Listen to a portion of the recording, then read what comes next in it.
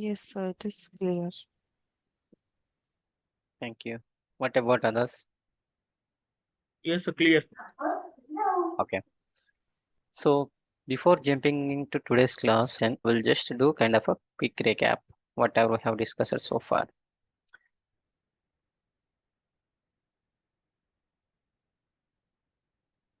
So far, like what are the components we have covered in Snowflake? We'll quickly say it.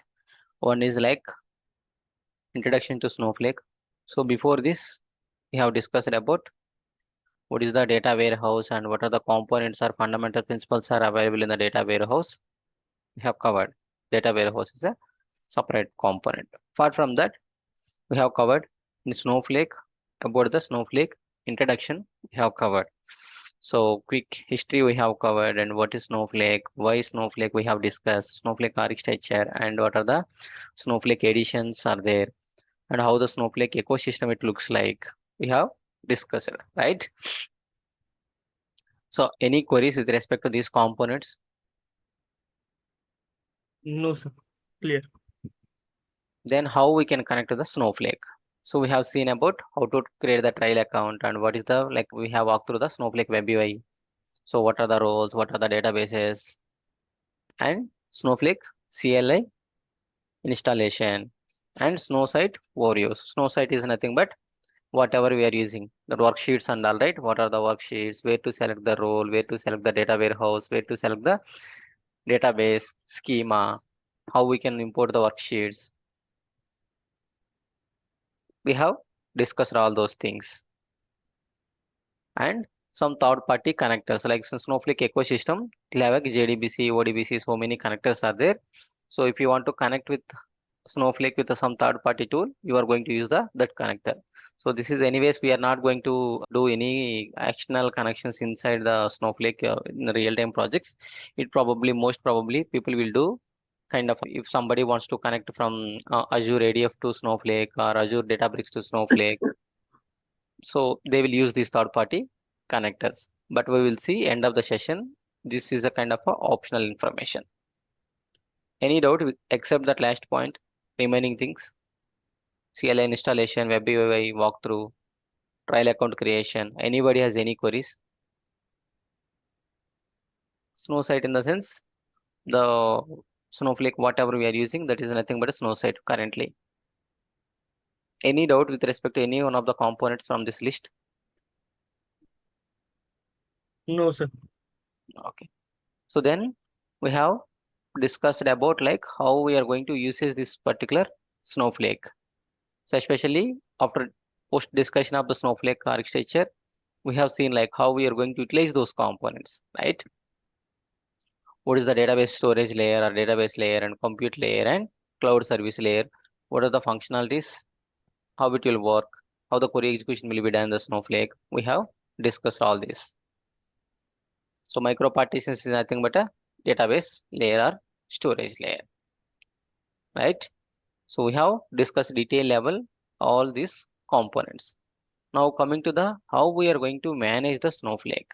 So now we know how to create the Snowflake trial account and how to connect the Snowflake. We know by using a username and password you can connect the Snowflake, and we know what are the components are available, how we are going to utilize those components. We have seen in the Snowflake architecture. Now how we are going to manage this particular Snowflake account. So managing in the sense like into safeguard it, right? So how you are, what are the kind of security features are available, how the Snowflake is safe for your data. We have discussed about the what kind of security features Snowflake is providing.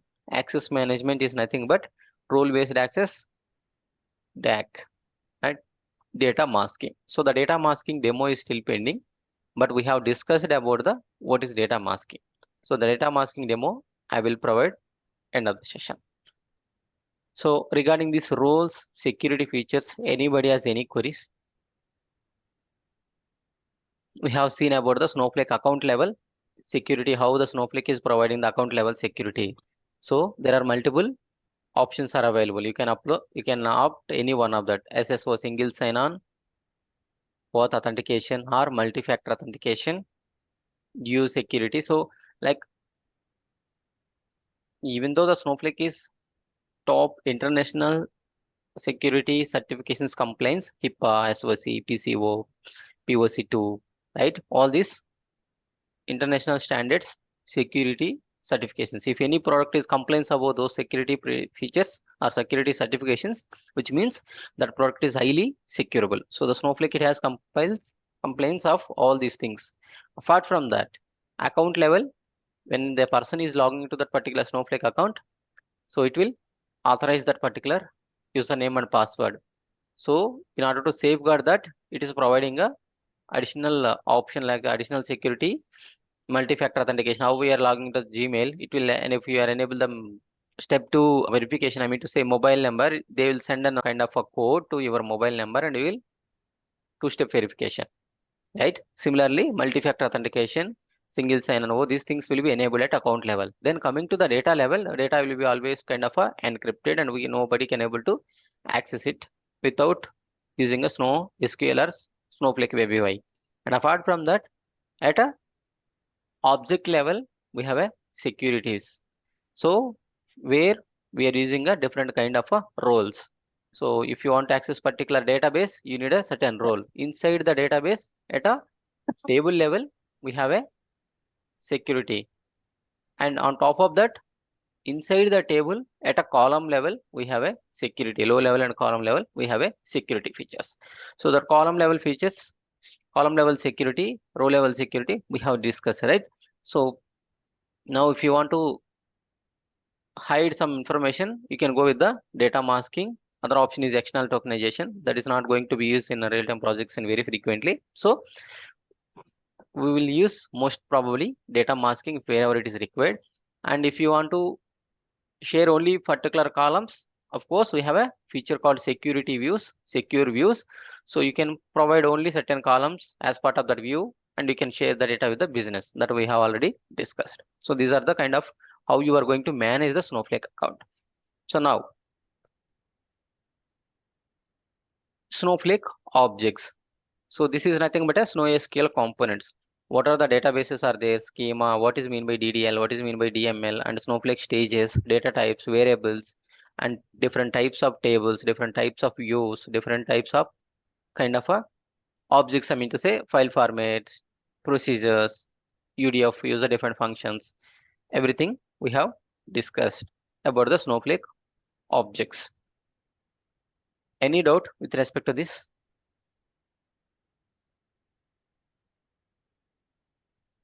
Snowflake objects, SnowSQL components. No, sir. Okay. Then after that, we have discussed about the data ingestion part. So we have seen how we can ingest the data into the Snowflake or how we can extract the data from the Snowflake to our local machine. Data unloading. So loading and unloading, both we have seen. So for both cases, we have seen about CSV and JSON ingestion. One is for structured data, another one is for semi-structured data. Unstructured data is not required, so we are not going to use the unstructured data for data analytics purpose. That is a different use case. So only the people, whenever they want deal with the unstructured data, then they will deal with that. But most probably 95% of work we will get it in only structured and semi-structured. And also in that, out of 100%, I would say around some 80 to 90% you'll get in CSV only. So please do much practice in CSV data. There are cases 10 to 20%. There is a possibility you can get the semi-structured data. That also is a kind of either JSON or Parquet, not beyond that. So we have seen demo for JSON. So now the same process, whatever we have applied for JSON, the same process will be applicable for Parquet also. There is no nothing change. So we have seen about the bulk load and continuous load. Both we have seen. Copy command and Snowpipe we have discussed, and through web UI how we can ingest the data also we have seen, how we can unload the data from the Snowflake also we have seen. Any doubt with respect to these components so far whatever we have discussed? Whoever is missed few sessions, whoever is lately joined, please go through all the recordings and come up with your queries. Happy to help you. Now coming to the, we are going to start today about the Snowflake unique features. So these features are not available in other data warehouses. These are kind of a Snowflake unique features. So we are going to start with this particular Snowflake features. So let's start with the time traveling today.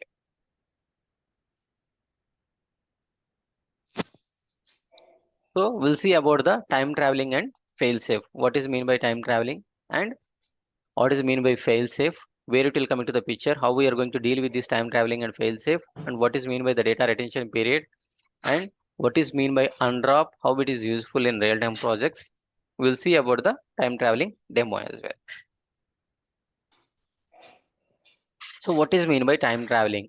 So basically, this time traveling is if somebody is either kind of a developer or a data engineer accidentally they deleted some data or unexpectedly something was happened and the table or got dropped. So in such kind of scenarios, this time traveling feature is very helpful. You can get back the data by using this time traveling feature.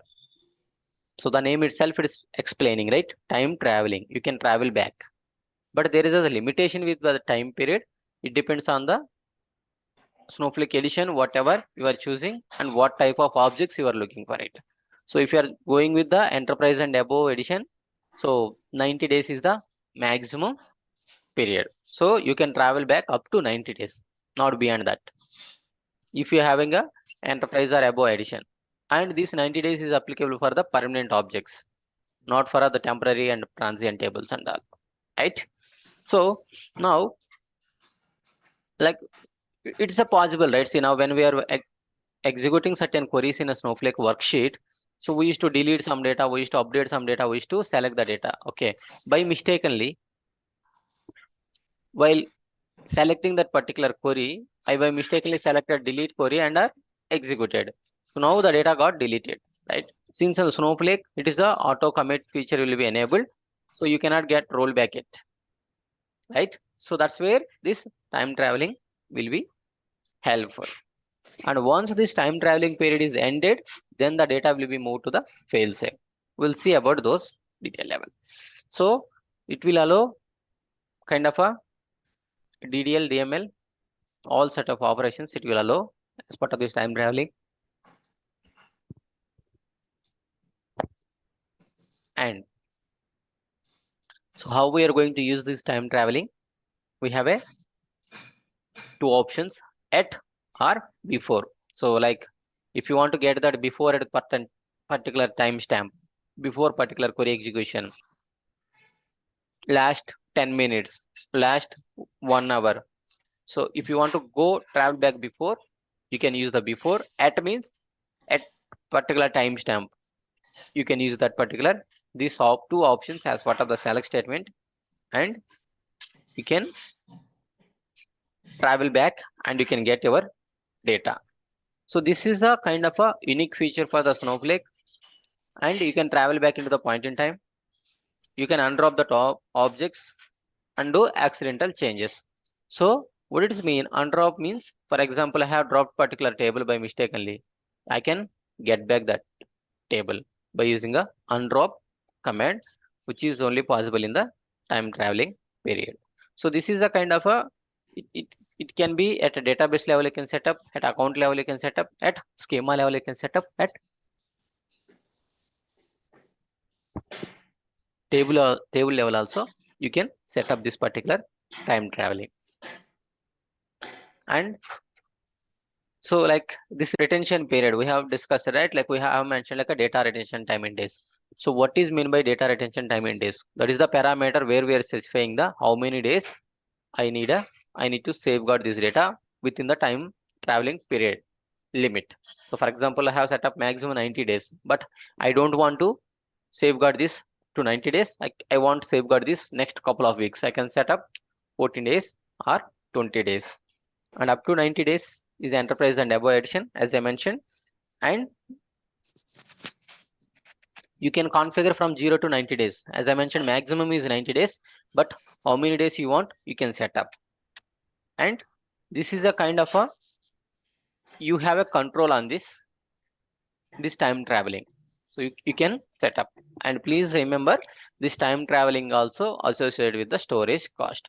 If you are enabling this time traveling feature, so they will charge for this additionally because the storage but the time traveling, it will occupy some storage, because when we are setting up time traveling, so every time whenever you are doing some modifications, so we know the data will be stored in the form of micro partitions, right? So now when you are modifying something, those micro partitions are immutable, right? Immediately new micro partitions will be created. 2 minute मी फक्त connect करते इथं. Yes, please go on mute. Okay, so now since these micro partitions are immutable, if I kind of added some modifications, automatically new micro partitions will be created.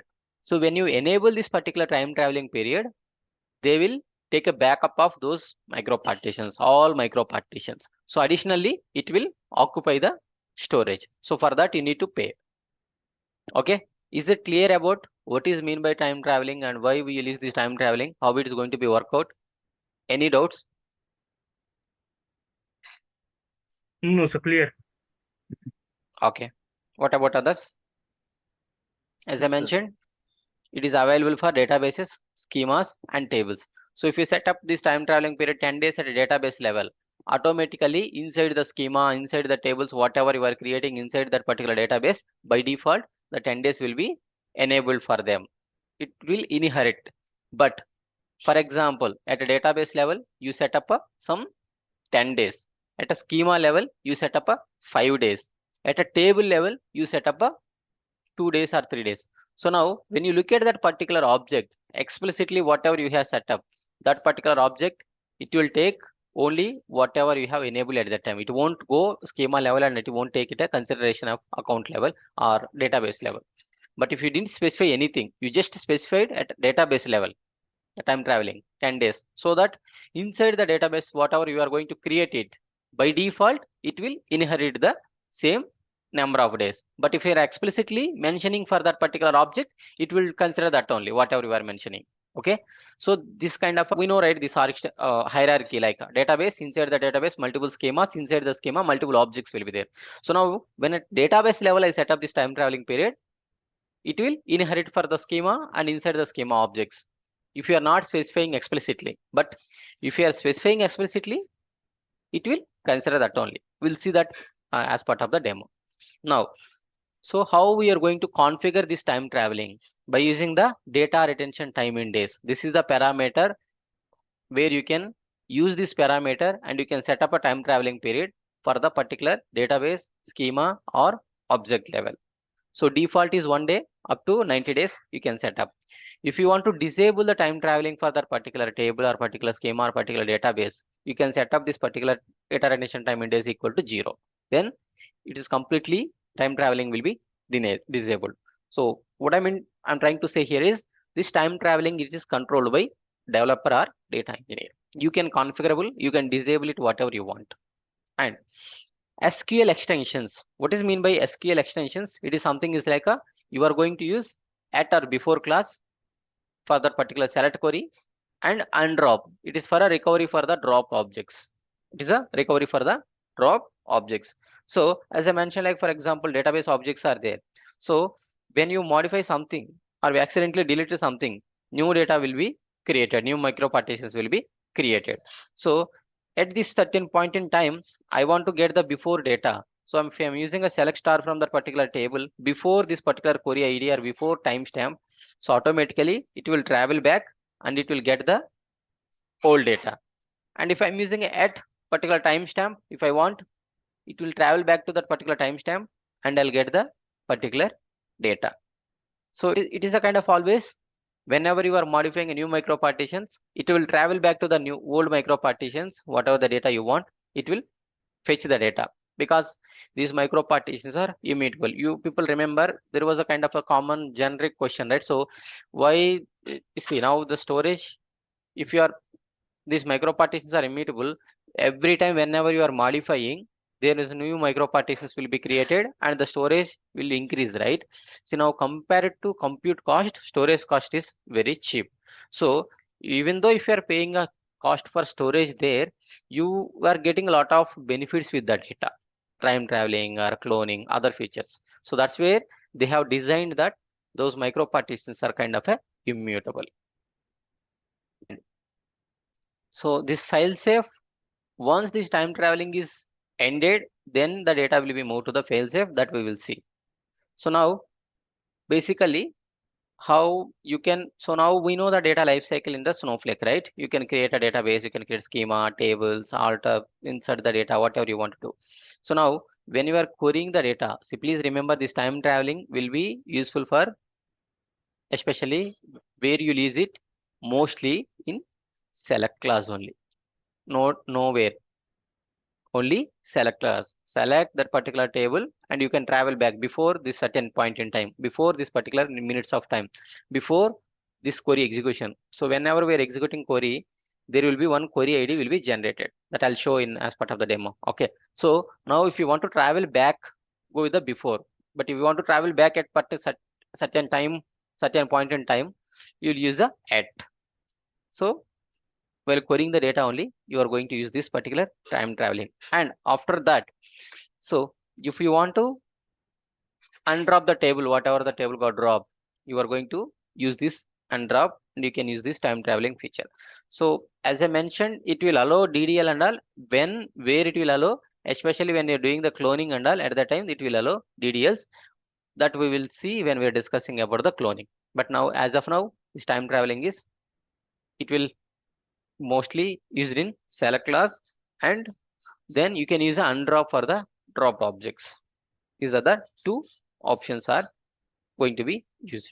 So now we are discussing about at before, right? So select star from the table name before or at.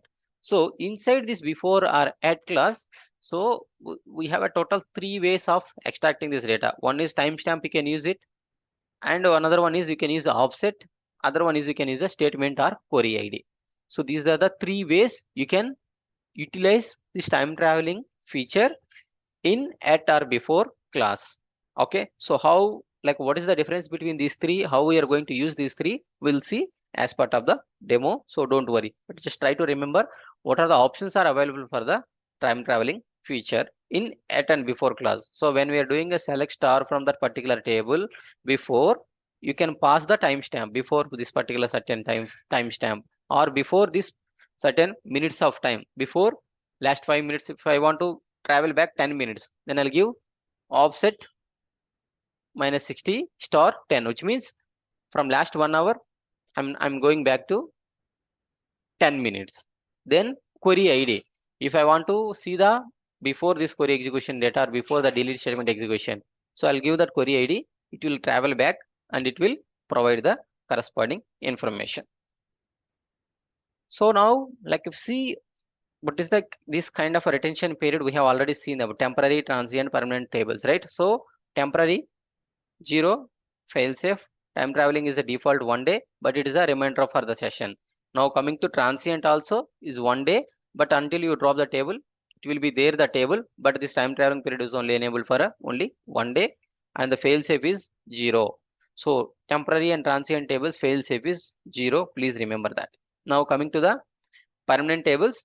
So in permanent tables standard edition, they are providing 1 day time travel period default and 7 days is a fail safe. Now coming to the enterprise and above, as I mentioned, 90 days is the maximum and 7 days is the fail safe period. So whenever somebody is asking what is the maximum for the time traveling, 90 days for permanent tables and 7 days is a fail safe.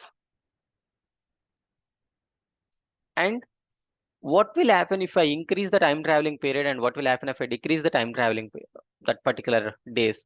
So for example, I have a table with a 10 days retention period, and now but when I have created the table, I set up the 10 days as a retention period. Okay, so now I'm going to increase that from 10 days to 20 days.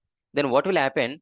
The data would have been removed for after 10 days is now retained for another additional 10 days before removing to file save. So now ideally, whenever you set up a time traveling period for certain days, so what system it will do, it will safeguard the data till that time.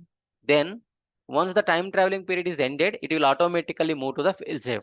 You don't need to take care anything. It will automatically move to the fail safe. So now, since you are increasing this particular time traveling retention period from 10 days to 20 days, what will happen? Ideally, it should expire by 10 days. But now, since you have already added another 10 days. So this now the time traveling period will become 20 days for that particular object. Okay, so that is how it will work. Now if you are decreasing the retention period, so for example, now I have a 10 days of retention period. So now I made it 1 day. I just change it to 1 day. So from what will happen if you decrease the time traveling period? So next day onwards, automatically the data will be moved to the fail save. Move to the fail save. Right? So that's how this time traveling and fail safe both will work together. It is both a kind of a help each other, complementary of these two features in Snowflake. So whenever this time traveling period is ended, automatically this fail safe period will be enabled. So once the time traveling period is ended, automatically whatever the data is under this time traveling period automatically move to the fail safe. Any doubts till here? No, sir. Okay. So now like we are talking about undrop, right? So this undrop is especially helpful for the when you drop table or when you drop a schema or when you drop a database. At that time this undrop command will be helpful. You can undrop the table. For example, drop table name, the table drop. So ideally in Oracle SQL and if you execute the DDLs, it will be automatically committed. You cannot roll back it, right? Now in Snowflake also it is a kind of anyways that auto commit is enabled. Okay, even though I'm dropping the table, still you can get back the table by using a undrop. But here there is a kind of a limitation. So you cannot travel back certain amount of data in the table. So when you are dropping the table, when you are getting back the table, entire data will be coming back as part of the undrop. So this undrop can be done at database level, at schema level, and objects level. I mean to say table levels. So this is the usage of undrop. This is kind of a very useful, right? When suddenly something was happened due to the drop command, so you don't need to worry kind of a panic, and you can go to the admin team and you don't need to raise approvals and you don't need to get approvals from somebody. Nothing. You can just simply undrop it. So here another important note is when the table is the time travel enabled is dropped, and if a new table is the same name is created after that, then the undrop table command is executed, it will fail. You must rename the object, existing object, which then enables you to restore the previous version of the object. So what it is mean? For example, I have a table EMP, employee table is there. I have enabled the time traveling is 10 days for that employee. Okay. So now next day, today I have enabled. So on day 2, by mistakenly, I drop the table. By mistakenly, I drop the table. Okay, now the table is gone. So now then, okay, anyways, by mistakenly I drop the table, right? So that entire data, whatever it is there in the table, everything gone. When I drop that object, everything will be gone. So now basically what initially just assume I'm not aware of this particular feature in Snowflake. So what I thought, I can create the table and I can reload the data into that particular table. So I go ahead and I created a again employee table. Okay, so now I'm going to ingest the data. So then I got to know, like, so no need to waste of the compute power and all, because the Snowflake has a feature called undrop. You can undrop the table. So then I'm happy. Then I go ahead and I can try to undrop the table. Okay. So when I'm undropping that employee table, it will throw an error. It will fail because there is employee table already exist because I have created a new structure, right? So if that is the case, you need to drop the newly created object or you need to rename the newly created object. Then you can undrop the table. So if already dropped object is present in that particular database or schema, you cannot undrop it. Okay. So now coming to the fail safe. So this fail safe, it is completely handled by Snowflake. We don't have any exposure on this particular fail safe. So it is completely handled by Snowflake support team. Temporary tables and transient tables, as I mentioned, this fail safe is 0. And once the time traveling period is completed, then only the data will be moved to the fail safe. If something was happen unexpectedly, you can reach out to the Snowflake support team post the time traveling period. For example, I have set up 10 days for my table. Okay. So now the 10 days is gone. I forgot to extend the time traveling period. Okay. By mistakenly or accidentally on 11th day, I have deleted some records. So since the time traveling period is ended, I cannot get back the data by using the time traveling feature. So if that is the case, you can reach out the Snowflake support team. Still we have 1 week period, right? Fail safe period. So within that 1 week, you can reach out the Snowflake support team. You can get back the data. So, but that is a kind of a very rare cases we will see. Okay. And this is a maximum 7 days and not beyond that. So any doubts with respect to the time traveling and fail safe? What it is, how it will work? What is No, the sir. control of this time traveling and fail safe? How we are going to disable, how we are going to enable the time traveling period by developers? How is it like any control in the fail safe? Is it clear all for all these questions? Time traveling is controlled by developers or data engineers. Fail safe is controlled by Snowflake staff, Snowflake support team. We don't have any control on that. Once the time traveling period is ended, then only the data will be moved to the fail safe. Right? So this is how these two features will work in Snowflake. Please let me know if anybody has any queries with respect to this. No, sir. Clear. Okay. But about others? Why so silent? Please acknowledge, guys. If you are not Yes, able to sir, clear. remember, please let me know. Clear, clear, sir. Okay. Okay, so now we'll see the quick demo for this time traveling so that we'll get more clarity on that. So now, as I mentioned, we can see this time traveling at a database level and schema level and table level. At account level, kind of only account admin will have, so we don't have any visibility for that account level. Anyways, that is not a mandatory also. They won't set up at account level anywhere. Mostly at a database level or schema level, I would say mostly people will set up at object level. If kind of you have very sensitive information, you don't want to provide access to anybody, then the people will create a separate database for that sensitive information and they will set up a whole at database level. So now if you see, these are the kind of parameters you can at account level you can see. If you see, this is a default, they set up a true commit, auto commit. So by default they will enable this commit option for the account level true. So means inside this account, whatever the commands are you executing, everything will be by default committed. So now I'm using a demo and test database here. So let me do one thing. Let me create a separate database.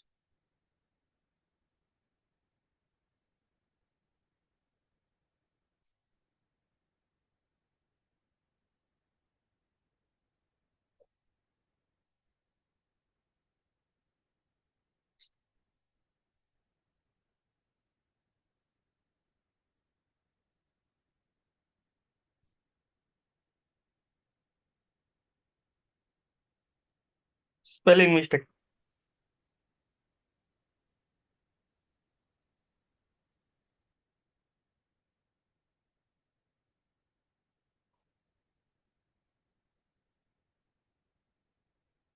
So I have created demo test 2. So now I'm going ahead and seeing the demo level 2. What is the data retention time in days? Default is 1.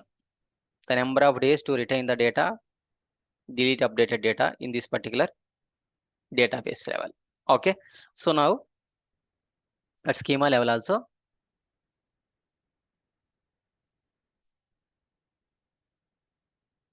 by default is a 1 day. So now if I'm going to create inside this particular test2 a table, I'm just creating a sample table here.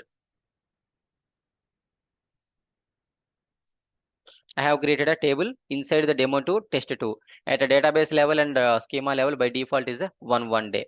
So here I didn't give any retention. I just created the table. So now if I'm checking for that particular table also by default 1 day. Okay. So now I'm just recreating the table by setting up 10 days of the time traveling period. Okay. Now if we check for that particular table, see default is 1, but value became 10 now. Even though at a database level, at a schema level, 1 day I set up, still I can see individual object level 10 days, because here I explicitly mentioned I want 10 days for this my object. But if you are not giving anything, if you are not mentioning anything, by default, it will consider is whatever is set up at schema level and database level. Okay. So now I'll do one thing. So